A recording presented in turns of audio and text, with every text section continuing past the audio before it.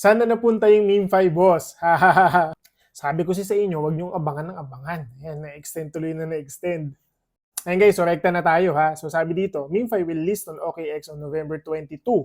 So, yung November 15 na sinasabi dyan guys, dyan yung final snapshot natin. So guys, based dito sa announcement nila, so sa OKX natin makikita mag-list tong MemeFi.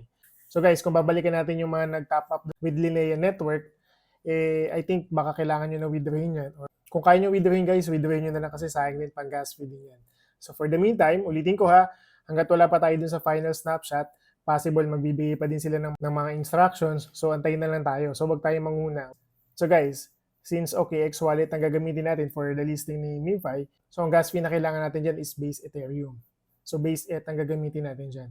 So wag muna kayong maglagay ha. Magantay muna tayo ng final announcement. So baka magkaroon na naman ng sudden change to si MemeFi. Imagine nyo from TGE ng October 9, kung di ako nagkakamali ngayon, November 22 na. So ano na.